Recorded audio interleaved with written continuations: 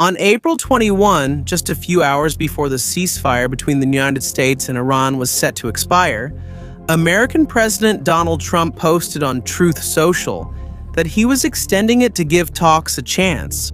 For those who follow conflicts, this is considered good news because the renewed outbreak of fighting could have caused even worse effects on the global economy. But even though this is good news, it was not the main story. The real focus of the discussion was Trump's reason for extending the ceasefire.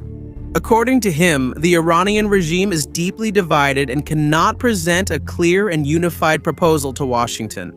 In some ways, this kind of division within Iran was expected. Recently, the United States and Israel carried out attacks, resulting in the deaths of several high-ranking officials of the country. So it's only normal for there to be turmoil within their government. But what many did not expect is how deep and intense the conflict is between the different factions in Iran. It even reached the point where, according to reports, the Iranian Navy itself called their chief negotiator an idiot in public. This is not just a simple misunderstanding.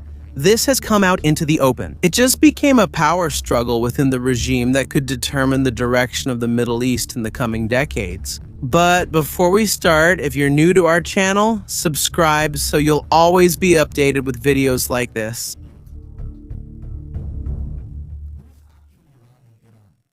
After the massive attack that targeted high-ranking officials of the country, including some big names in the military and government, there was a major leadership vacuum. According to reports, around 50 senior officials may have been killed in the war.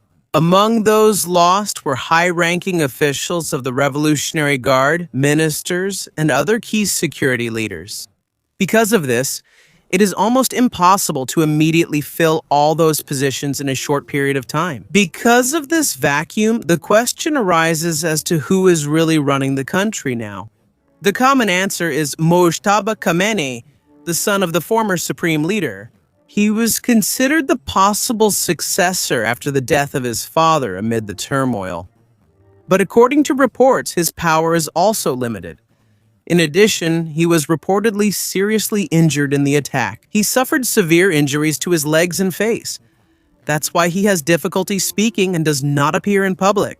Because of this, he does not face people directly and instead only releases written statements. In addition, the new supreme leader is in a hidden location and does not meet with officials directly either, out of fear of being tracked down and killed. Communication is done through letters delivered by couriers using different routes. In this situation, according to some advisors of the former Iranian president, the current leadership is like a board operating behind the scenes, unclear, divided, and full of tension. According to Davari in the New York Times, the leadership relies heavily on the advice and guidance of the board members, and they collectively make all the decisions. The IRGC generals serve as the members, and the most powerful among these generals is Ahmad Vahidi, the current commander-in-chief of the IRGC. Vahidi joined the IRGC in 1979, rose through the intelligence wing in the early 1980s, and by 1988 became the first commander of the Quds Force, the unit responsible for Iran's operations outside the country and its relations with various proxy groups in the Middle East. According to the editor-in-chief of the Middle East news outlet Amawaj, Mohammed Ali Shabani, Vahidi is known as a hardliner, and he said that those who came before him were like school teachers compared to him. Another powerful figure in the IRGC is Mohammed Bagherzol Ghadir, the current secretary of the Supreme National Security Council. According to reports, he was appointed to this position, one of the most important in the country, due to pressure from the IRGC on Masoud Pezeshkian. This kind of influence by the IRGC, even over an elected president, shows how extensive their power is and how far they are willing to go to enforce their will throughout the system. In addition, there is also General Yahya Rahim Safavi, a former head of the IRGC who became the main military advisor to both the former and current supreme leader. With the influence of these leaders and others who are not as visible to the public, It appears that the IRGC has become so powerful that, according to some analysts, it may have even surpassed the power of the supreme leader himself. According to Alevise of the International Crisis Group, Mujtaba Khamenei seems to be relying solely on the IRGC because his position and the very continuation of the system depend on them. However, the IRGC is not the only center of power in Iran. President Masoud Pezeshkian, a reformist who won on a platform focused on diplomacy and economic recovery, remains the highest elected official in the country. According to Iran International, he had disagreements with Vahidi because of the impact of the war on the economy and society. He criticized the IRGC's strategy of escalating tensions and attacking neighboring countries because of its long-term damage to Iran's economy. He also requested that decisions related to the war should come from the government, not the IRGC, a request that Vahidi did not accept. In the eyes of the hardliners, Pezeshkian is considered weak, especially after he apologized to the countries affected by the Iranian strikes. There's also Foreign Minister Abbas Araghchi, a career diplomat who helped negotiate the 2015 nuclear deal and is known for his ability to communicate with different factions. And Mohammad Bagher Ghalibaf, the leader of parliament, who, although also connected to the IRGC, is known as a pragmatist. Despite their differing views, they both have an interest in ending the war and reaching an agreement. But according to reports, their efforts are repeatedly being blocked by the IRGC. Negotiations. When it comes to negotiations, the first round of U.S.-Iran talks held in Islamabad lasted for 21 hours, but it still came to nothing. The two sides did not reach any agreement. Although most analysts point to the significant differences between the demands of Iran and Washington, according to Iran International, there are also cracks within the Iranian negotiating team itself that played a major role in the failure of the talks. According to sources close to the meeting, Araghchi showed some openness, especially regarding the possibility of reducing or stopping Iran's support for its proxy networks, such as Hezbollah. But this position triggered a strong reaction from Mohammad Bagher Zolgadar, who submitted a report to the IRGC stating that Araghchi exceeded his mandate and he engaged in talks beyond what the leadership had authorized. Because of this, the IRGC ordered the delegation to immediately return to Iran. This incident shows that the Iranian negotiators do not really have full authority to make agreements. At best, they are just like messengers between the American negotiators and the IRGC, which is the one truly making the decisions. And this was further confirmed by the events that followed. At one point, Araghchi posted on X that the Strait of Hormuz would remain open for the rest of the ceasefire period, and that ships could pass through as designated by the Iranian Maritime Authority.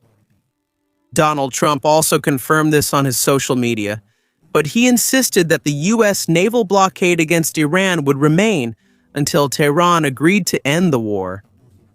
But this did not last long. Just a few hours later, the Iranian Navy released a strong statement. Araghchi was called an idiot, and it was stated that the strait was closed and only an order from the new supreme leader, Mojtaba Khamenei, could open it. This was followed by even harsher public criticism from IRGC-linked media outlets.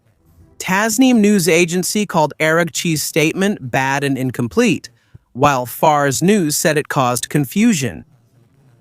According to the Institute for the Study of War, the IRGC used its control over the Strait of Hormuz as a power move by Vahidi to show his strength against rivals within the system, including Ghalibaf and Araghchi. Every time the IRGC contradicts the statements of civilian officials, it's not just a message to Washington, it's also a clear signal within Iran about who really has the final say. According to Iran International, this is also one of the reasons why the second round of negotiations in Islamabad did not go ahead. While the delegation was preparing to travel to Pakistan, a message reportedly came from Khamenei's inner circle, prohibiting any discussion about nuclear issues and reprimanding the foreign ministry for the earlier talks. Because of this, they were warned that attending the talks would be pointless and could only lead to the collapse of the negotiations. In the end, according to reports, the IRGC allowed Araghchi and Ghalibaf to continue with the negotiations, but they had no authority to make decisions or guarantee any agreement. In this setup, they once again ended up as mere messengers, not real negotiators. According to a report by Israel's channel 12 News, Galabaf was reportedly extremely frustrated with the whole situation, which is why he allegedly resigned from his position as negotiator. However, it's important to clarify that this has not yet been confirmed. But if it's true, it raises serious questions about whether it's still really possible to reach a peace deal.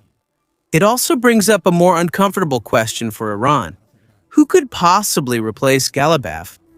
They need someone with experience in international agreements, respected by Washington, and with a practical mindset to truly negotiate, not just someone who repeats hardline positions. In other words, it can't just be an IRGC hardliner, because according to observations, they are often too rigid for real compromise. But in the current situation where many of Iran's top leaders have been lost or killed, the country's options are now limited. The situation gets even worse if IRGC also completely withdraws from the negotiating team. According to reports, he experienced severe humiliation from IRGC-linked media, threats of impeachment from a lawmaker, and repeated overruling of his statements. Although IRGC and Galabaf are considered mere messengers within this system, their presence is still preferable compared to having only hardliners who do not really engage in dialogue, but merely dictate maximalist demands. If they are removed from the negotiating table, analysts say there is a high possibility that the talks will completely collapse. Outwardly, President Trump projects calmness and says he is not in a hurry for an agreement. But according to some reports, in private, he seems to be losing interest and wants the situation to end. If the U.S. feels that the negotiations are making no progress, it could lead to a broader bombing campaign against Iran's remaining military capabilities. From this perspective, the internal clashes and show of force by the IRGC and rushing. If Iran does succeed in reaching an agreement with Washington, the version of the country that emerges after the war will have an IRGC that is more powerful than at any other point in the history of the Islamic Republic, and the people who will lead it will be among the most hardline products of the organization. And yes, they mean hardline even by their own standards. Even before the war, Iran was already one of the most repressive countries in the world. In January, amid the largest protests since 1979, the regime unleashed a severe crackdown against the demonstrators. Reports on the number of those killed vary, with some saying only 3,000.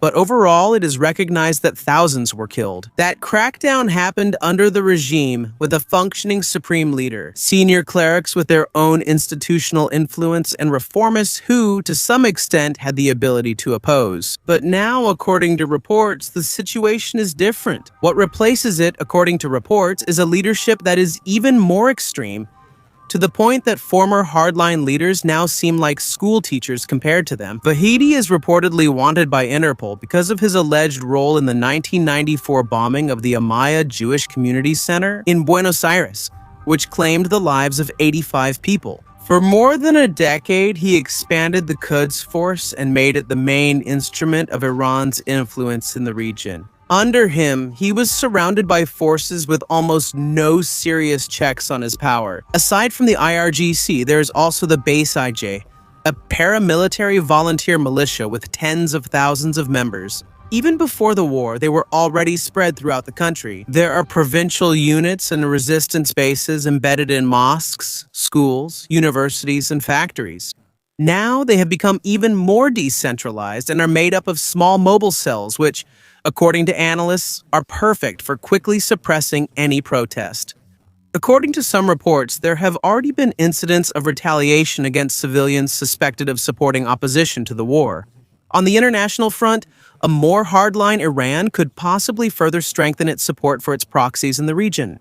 These are seen as means of deterrence or preparation for more painful future conflicts. Such a hyper-militarized Iran, where the moderates have become even weaker, is considered the worst-case scenario, not just for Iran, but for the entire Middle East. In this situation, countries from the Gulf to Turkey will live in fear of a regime next to them that has launched missile attacks on its neighbors.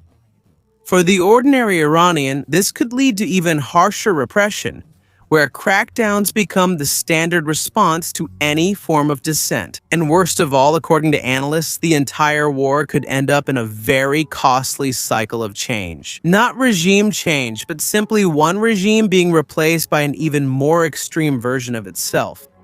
However, this is not certain. There is still a possibility of a different outcome, such as the resurgence of war that could weaken or topple the new leadership, or some kind of agreement that would empower more moderate elements.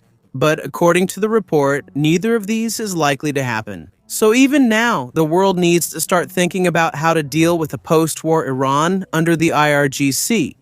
Because based on observations, the IRGC is already prepared. As for what comes next, the future does not look good for the region.